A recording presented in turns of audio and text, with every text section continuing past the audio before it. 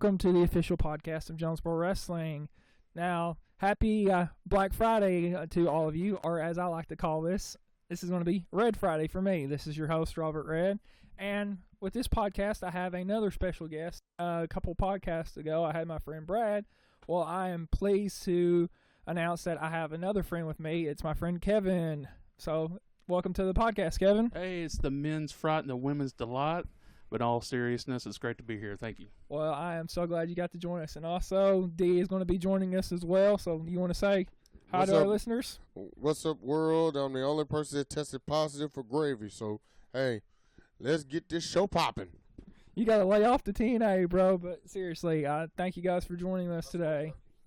You smoked turkey. Well, that's good.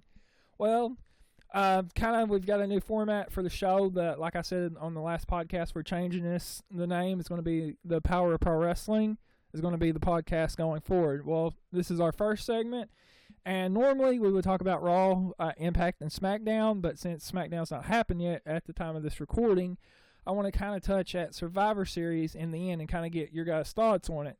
Now, after Randy Orton defeated the Big Show at Survivor Series to retain the WWE title, John Cena came out and holding the belt. Now, if you've seen Raw, you know where I'm leading, but it was announced about a title unification match here in a couple of weeks at TLC. Now, I know I kind of made a podcast about this myself, but I wanted to get your thoughts about the title unification. Are you excited about it?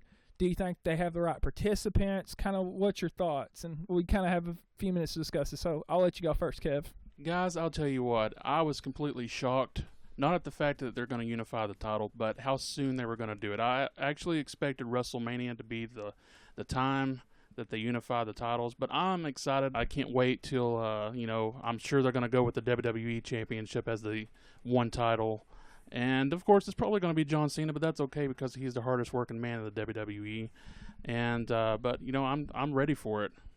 So, kind of, what's your thoughts on everything, D? Well, I think it's a fair way to determine a new champion by holding both the belts high in the air, a little bit like WrestleMania 10 when you have two Intercontinental Championships, but the only difference is it's the world title that's been around since 1905 and the WWE Championship that's been around since 1963, those being unified. My only concern is doing what they did 2002. After unifying the championships, that being the WCW and the WWE, they ended up bringing the belts back because they've unified the championship. They've unified the WWE title with the Intercontinental title. You can look that up through history. They've actually unified the Intercontinental title with the World title. And look what happened. Brought back the Intercontinental Championship. So, granted, this is a start of a new era, which is now dubbed the era of unification. I'm afraid WWE is going to probably realize that, hey, let's kick the world title history to the curb and let's put WWE title as the focus, or bring back the world title in the next 2-3 years. I mean, that's my concern. I got no problem with the match because I think if you got to have a unification match, it should be decided with both belts hanging above. The best man take down the titles. Yeah, and I mean, that is something that I did fail to mention, that it is a TLC match. I mean, what is your thoughts on it being a TLC match? Do you think that's the right match, and do you feel Orton and Cena are the right guys for this match? Me personally, I'm a little disappointed in the WWE with the push or lack thereof now of Daniel Bryan. I like the team of him and CM Punk right now. I like where that's going, but I feel that he didn't get a fair shot, and but I would have liked to seen him in that match, Daniel Bryan. But I'm not a fan of Randy Orton myself, so that's just strictly my opinion on that. Well, I mean, you do make some good valid points there, Kevin. I mean, if you really go back, I mean, you do make a good point. If you really, like you mentioned, the unification of the belts, when it happened in 2001. With Chris Jericho winning it, I mean, you could have Daniel Bryan win it and get that push. I mean, I understand why the WWE went Orton and Cena. They're really, I guess, their two biggest properties or hottest stars at this point. But we've seen that match 9 million times. I think we're quite over it. yeah, like I said, I know why they did it, but I'm really not a fan of them two being in the match. But I also think in this case, I think WWE kind of is of the opinion that the World Heavyweight title is the wrestling title, and the WWE title is just the title for marketing purposes. And I think the reason why WWE is so afraid of Daniel Bryan becoming champion is because they realize Daniel Bryan will not only elevate that title, but they're afraid that Daniel Bryan will have a whole lot of freedom to give young talent. Because think about what happened with Santino in the Elimination Chamber. Santino pretty much was just known as just an Intercontinental Champion, and that was it. He had this big moment in the Elimination Chamber when the world belt was on the line against Daniel Bryan, and look what happened. He literally made Santino a star. Now, why Santino's not a star now, that's a WWE question. But I would have to say, in this case, hey, to Kevin's point, John Cena's the hardest working guy. It took Randy Orton that long to wake up. And to me, I think that's what's unfair to Daniel Bryan. I would love to see, no offense, with all due respect to Randy Orton, I would like to see John Cena, Daniel Bryan in that spot rather than Orton and Cena. That's just my opinion. Okay, well, we've got a few seconds left. Any memorable matches from Survivor Series or anything that you enjoyed, Oid, that's really memorable that you want to talk about? Well, and let's kind of keep this quick. That way we can go to commercial break after this. Very quickly, Shield. Shield match? To be honest, Shield. Granted, Daniel Bryan and CM Punk, they're way more established. They're former world champions. But Shield, in my opinion, that's the team right now. That's the team to beat. So you're saying their match at Survivor Series was worth talking about? Okay, well, we're going to talk a little bit more about the Shield here in our question segment that's coming up, but we're going to take a short commercial break, and we'll join you guys after this. In a world full of bad carbs, processed foods, and sugary treats, it's kind of hard to say no to all that temptation, right? Well, when I got to 435 pounds, was extremely overweight, out of shape, and depressed, it was time to say no more. Join me and my wife Sarah each and every week on YouTube as we share weigh-in results, health tips, and recipes. Join us from flabtofab.com. And welcome back to the official podcast of Jonesboro Wrestling. Still have my friend Kevin here, and we're going to move into segment 2. Now, with this segment, we have 3 topics of discussion that we're going to discuss, and we're going to have a few minutes to discuss them. And the first question is concerning WrestleMania. Now, WrestleMania, I know, is still a few months away, but with it getting closer and closer to WrestleMania, there's always rumors and stuff like that about returning stars.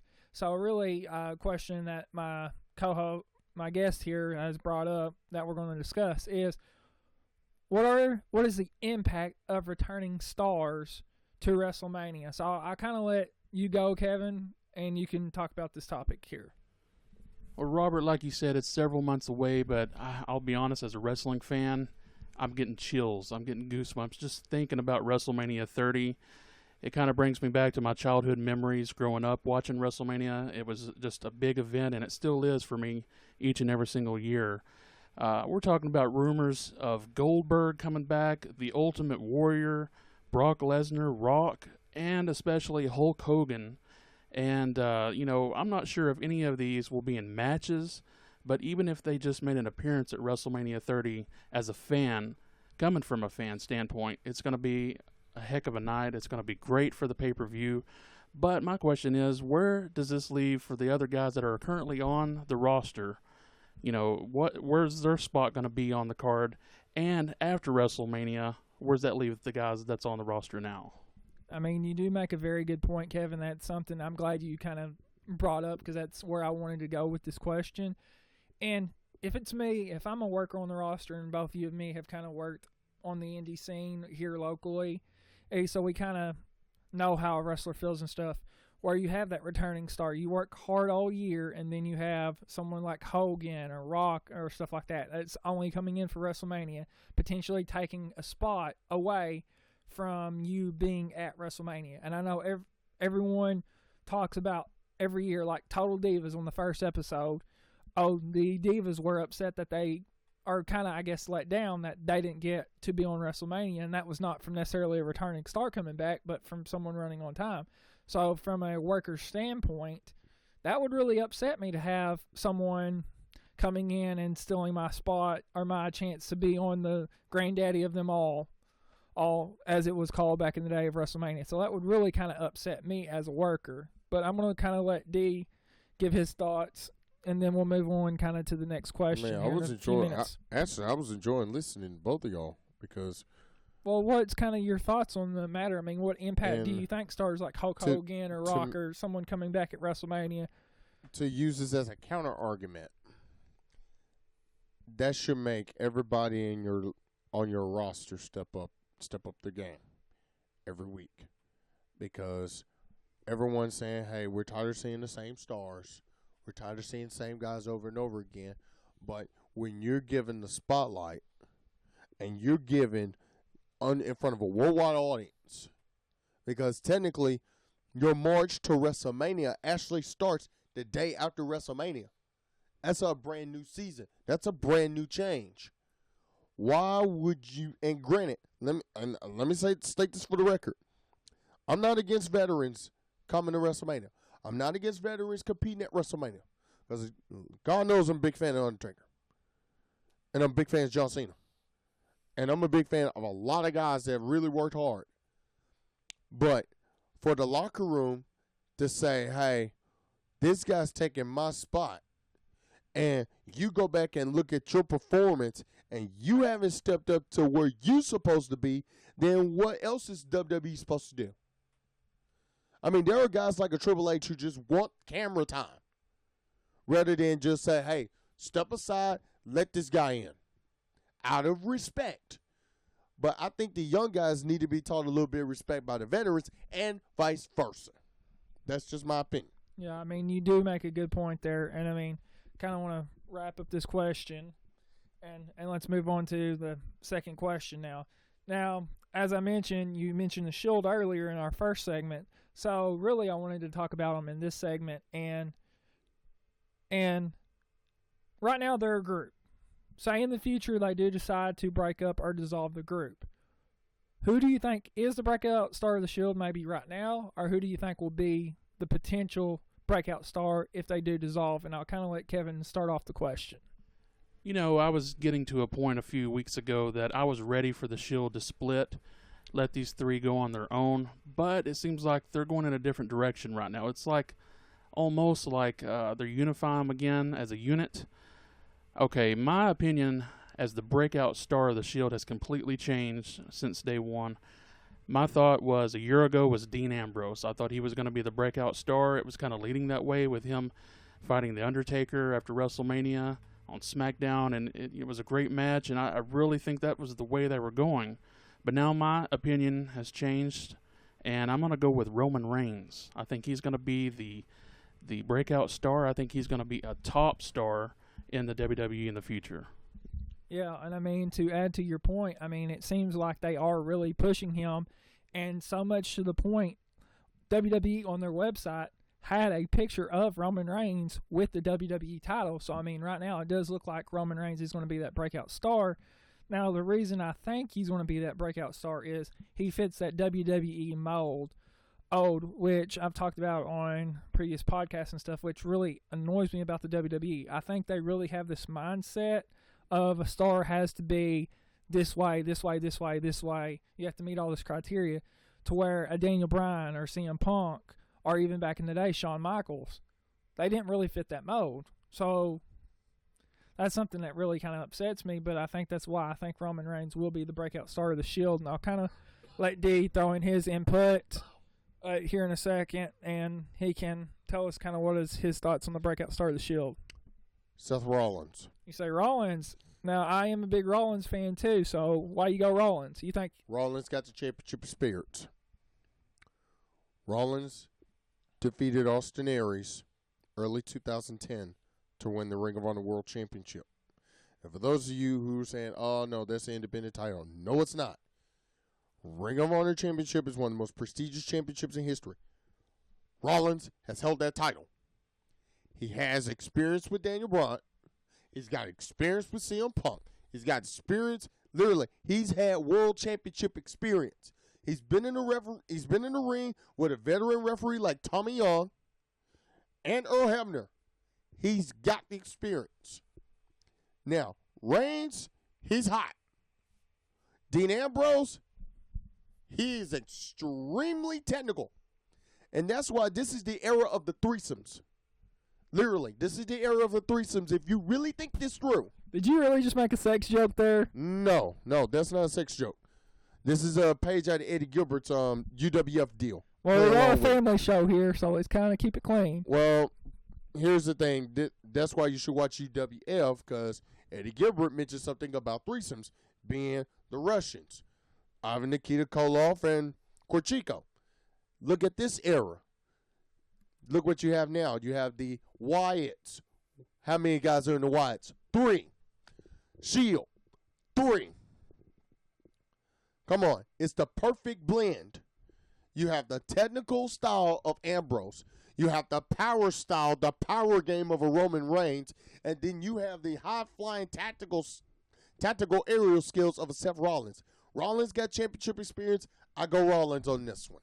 Okay, well, good opinion. Now we're going to move on to our third and final question here. And kind of the way I phrase this, I'm going to explain it a little bit better. The question I've got is wrestling better character-based or is it better reality-based? And kind of was my thoughts. Do you enjoy wrestling now that you get to see behind the scenes and you got the shows like Total Divas and you had like Tough Enough that we really get to see wrestling as people? Do you feel that's hurting the business that it being reality-based or do you think wrestling was better where you don't see behind the scenes? It's just a character and a story and stuff like that we really don't get to delve in the personal lives of the stars. So kind of what's your thoughts, Kevo? You know, as a wrestling fan, I love it on the reality side. I love looking behind the scenes. Total Divas show, going back old school to Beyond the Mat documentary. I love seeing everything behind the scenes. It kind of lets you in on the magic, how they make the magic. But, you know, in today's society, I don't think there's any kayfabe anymore. The wrestling world has completely changed. And there's a quote that any publicity is good publicity. And if they put that, you know, this out there in the public for them to show behind the scenes, the locker room, what they do to script a match, I think it's great. I love it as a fan. I don't think it hurts the wrestling business at all. And if they were to change that and go back old school, I don't think it would hurt it either. So, I mean, that's kind of, you don't feel that it is hurting the business at all? I don't think it's hurting the business at all. I think a lot of fans like me appreciate it. You know, I don't think it's taken away anything. That's just my opinion.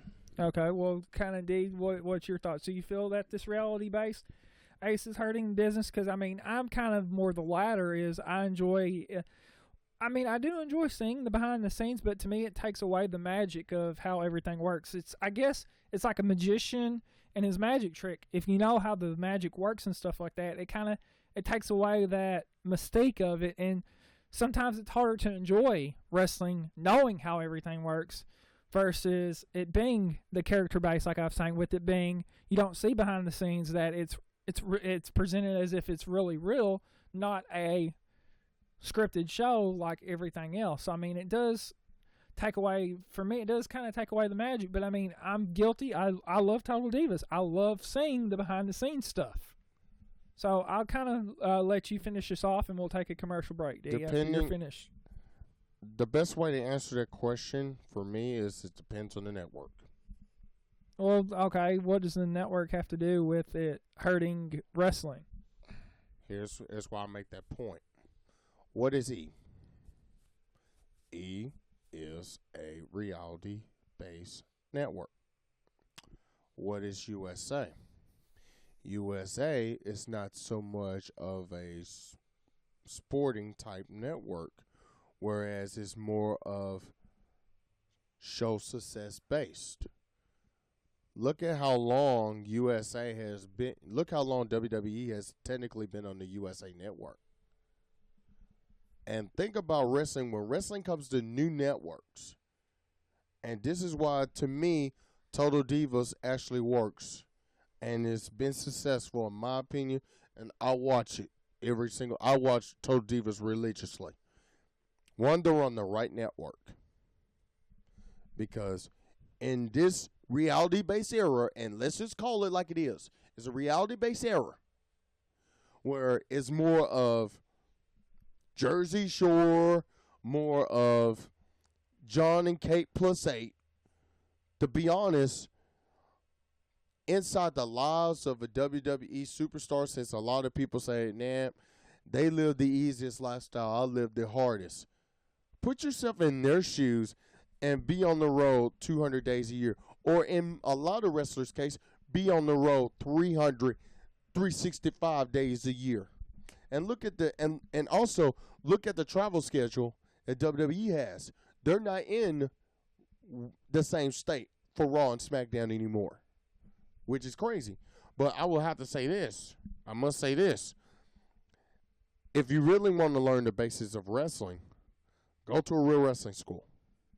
Go to a school that you're going to get the crap beat out of you, because that's how you learn it. That's how you can take it serious and compete it as a sport and go any place you want. So that's my opinion. Okay, so you're saying the reality's not hurting business at all? Just a simple yes, no here. In my opinion, no. Okay. Well, we need to wrap this up, so we're going to take a quick commercial break, and we'll go to segment 3, and we'll be right back, guys. In a world full of bad carbs, processed foods, and sugary treats, it's kind of hard to say no to all that temptation, right? Well, when I got to 435 pounds, was extremely overweight, out of shape, and depressed, it was time to say no more. Join me and my wife Sarah each and every week on YouTube as we share weigh-in results, health tips, and recipes. Join us from flabtofab.com. And we're back with the official podcast of Jones Pro Wrestling. Now, if you've heard or not heard our podcast from this last time, we've actually introduced a new closing segment. And basically, D is going to talk about a mainstay indie promotion. Now, the last one we did was Combat Zone Wrestling, and if you heard the last podcast, or when you get a chance, you'll get to hear a lot of major stars came through CCW. Now, this one, we're going to focus on another not-so-known on indie promotion, Prime Wrestling. And D, as we were just talking about during the commercial break, he is a religious follower of Prime Wrestling. So he's going to give you a lot of information and about Prime Wrestling, kind of tell you like when did it start, where does it run, some major stars that they've got now, some stars that may have hit the WWE or TNA, and kind of just make you more familiar with Prime Wrestling. So I'm going to turn it over to you, D. You've got a few minutes just to kind of tell the fans about Prime Wrestling. Well, thank you very much, Robert. And hello to you, wrestling fans. Prime Wrestling. Well, originally when it started, it wasn't known as Prime Wrestling. It was known as Pro Wrestling Ohio. And they've been around 6 years, actually since November 20th of 2007. And a lot of people really don't know about this promotion, unless if you are in the Ohio area, in particular Cleveland, you know this promotion that I'm talking about. I'm talking about guys like the whole shebang, Johnny Gargano, who has appeared in various promotions. And here's another one for you. M-20 Matt Cross. This guy has appeared in WWE, actually in Tough Enough, and was turned down.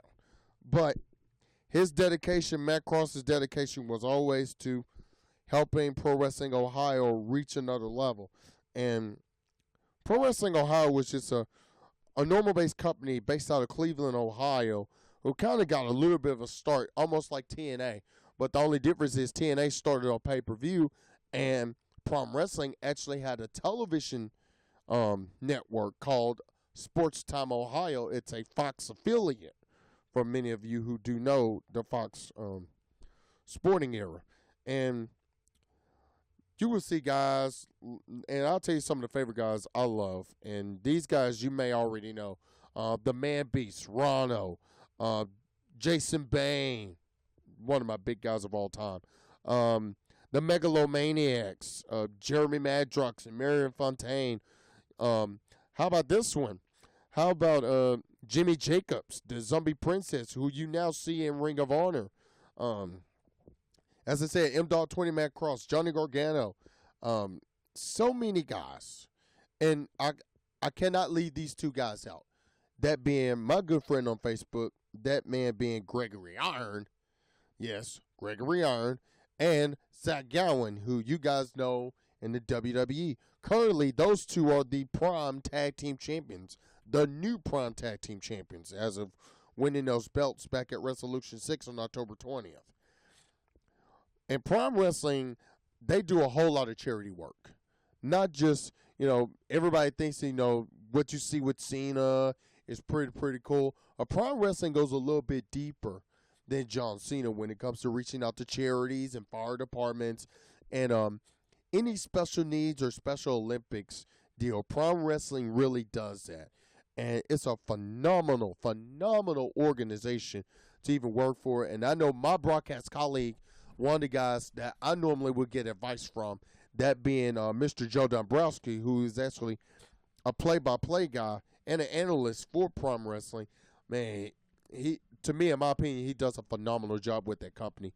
And if I had to pick one of the greatest matches I've ever seen, I had to pick two of them. And those two being Johnny Gargano versus M.20 Matt Cross for the Prime Championship, right before the Pressure Rising pay-per-view, and the Facade and Gory series. Those are my two all-time favorite. But if you want any more insight or any more detail as to Prime Wrestling, go to their website, primewrestling.com. That's where you go for any and all information. And go to Go Fight Live. That's GFL.TV. Order the Prime Wrestling Resolution 6 Art of War pay-per-view. One of the best pay-per-views of the year. It's their WrestleMania. It's their Bound for Glory. Please, please, please, if you're in the Ohio area, whether you're in Parma, whether you're in Cleveland, whether you're in Cincinnati, please go support Prime Wrestling. PrimeWrestling.com is your destination for any and everything Prime Wrestling. So that's it for the Prime.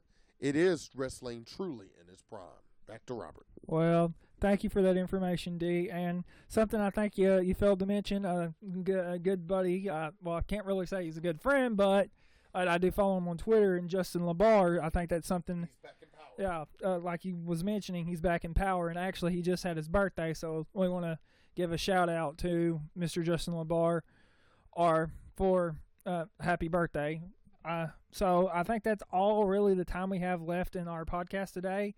Once again, thank you so very much for joining us, Kevo. Hopefully you will join us again for another podcast. We do have plans in the work. Eric, we do want to bring you back.